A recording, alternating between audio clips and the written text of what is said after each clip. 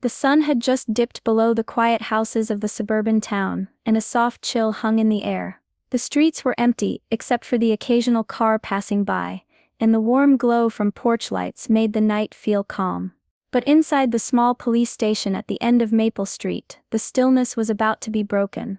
Mia, a 16-year-old girl, stood just outside the heavy glass doors. Her heart pounded in her chest, her hands trembling slightly. She had never done anything like this before, walking into a police station alone, to tell a story that felt so heavy, so painful. The fear curled inside her like a knot, twisting tighter with every step she took forward. What if no one believed her? What if she was just wasting their time? But something stronger than fear pushed her on. She knew she had to speak up. She pushed open the door, the soft chime above announcing her entrance.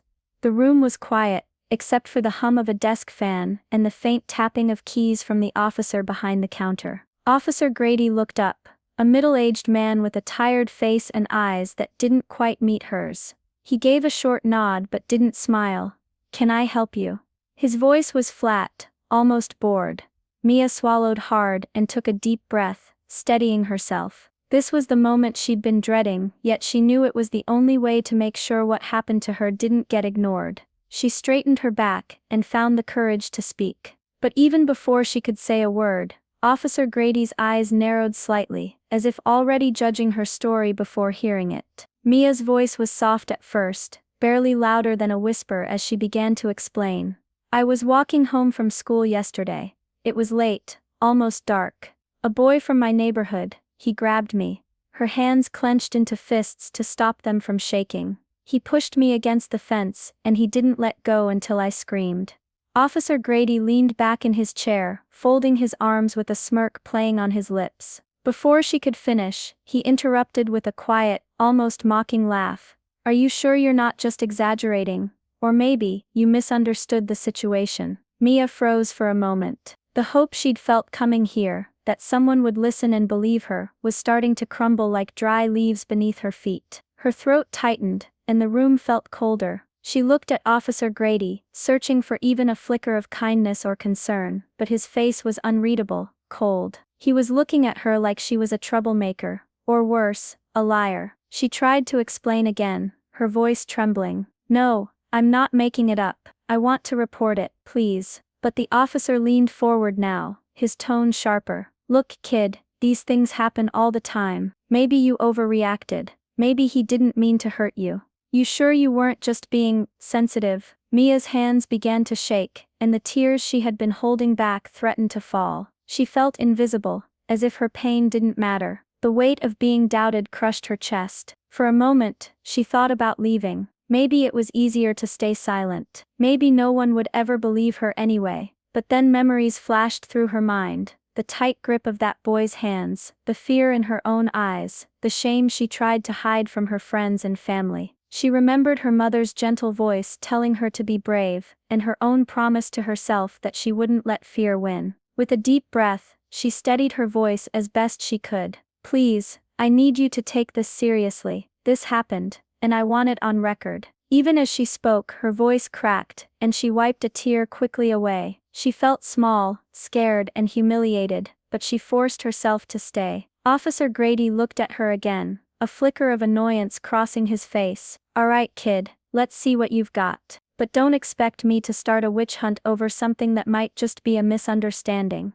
Mia nodded, knowing this was only the beginning. The hardest part was just getting him to listen. Mia's shoulders sagged, the weight of Officer Grady's doubt pressing down on her like a heavy stone. She felt defeated, as if her courage was slipping away with every word he dismissed. For a moment, she wondered if coming here had been a mistake. But then, without thinking too much, her hand slipped into her jacket pocket, fingers brushing against something cold and metal. Slowly, she pulled it out and placed it on the counter. A small silver badge, worn but shining under the fluorescent lights. Officer Grady's eyes widened just a little as he leaned forward, studying the badge. It wasn't just any badge. It was a detective's badge, her father's. "My father is Detective Harris," Mia said quietly but firmly. "He's worked this town for years. He taught me about justice, about standing up when it's hard, about never letting fear silence the truth." For a moment, The room was silent. The officer's smirk faded, replaced by a tight line across his lips. His eyes flickered with something unreadable.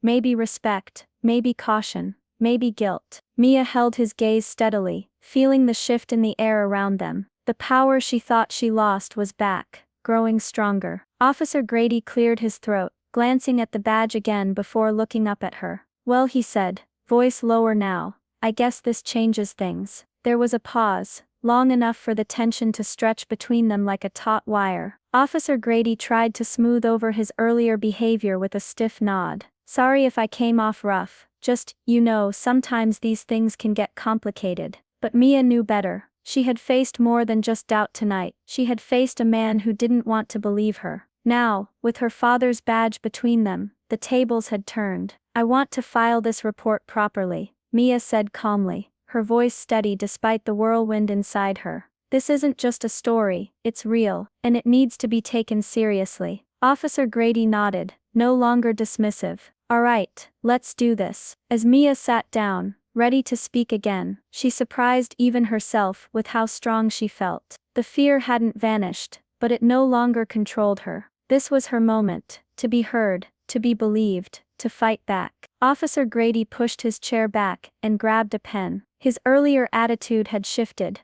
though a faint grumble still lingered beneath his words. "All right, start from the beginning. Tell me everything." Mia took a deep breath and began again, this time with more detail. She told him about the exact time she left school, the streets she walked down, and how the boy appeared from nowhere. She described his face, the way he grabbed her arm, the fear that froze her in place. She explained how she screamed, and how finally he ran off. As she spoke, Officer Grady wrote down notes, his expression serious now. He didn't interrupt or laugh. He asked a few questions about the boy's name, if she knew where he lived, if anyone else was around. Mia answered each one carefully, steadying herself. With every word she spoke, a small weight lifted from her chest, relief mixed with a quiet sadness, because the assault was real, and now it was official. Someone was listening, writing down her story, and it would no longer be just a secret she carried alone. Her thoughts drifted to her father. She imagined his steady, calm voice, the way he would tell her to stay strong, to trust the system even when it felt unfair. But she also knew he would be angry that she had to face doubt, that the man supposed to protect her had laughed at her pain. After she finished, Officer Grady picked up the phone and dialed. His tone was different now, businesslike, urgent. He spoke quickly, using words Mia didn't fully understand, but the message was clear. This case was being passed on to someone higher up, someone who would actually do something. Mia sat back, feeling a mix of exhaustion and newfound strength. The road ahead would be long and hard. She knew the fight wasn't over. There would be questions, maybe more disbelief, maybe even fear, but she also knew she had taken the first step. She had spoken out, and that mattered. When she stood to leave, Officer Grady nodded to her, no longer cold but respectful. "Take care of yourself," he said quietly. Outside, the night was darker now, but Mia didn't feel alone. The quiet streets held a different meaning. She thought of her father's badge, the lessons he gave her, and the courage that had pushed her through. She walked home with her head a little higher, knowing that sometimes speaking up was the bravest thing a person could do,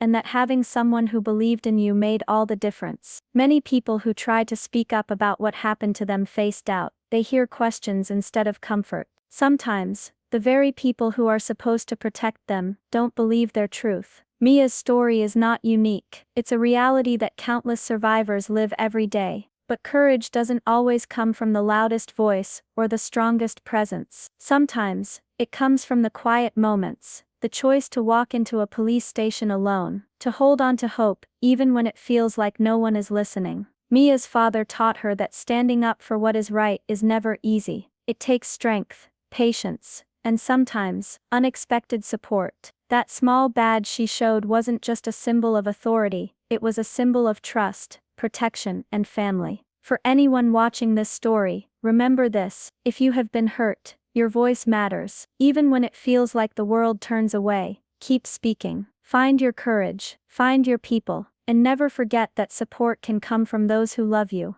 those who believe in you, and even from within yourself. Justice may take time, but every story told is a step closer to change. And sometimes, all it takes is one moment of courage to change everything.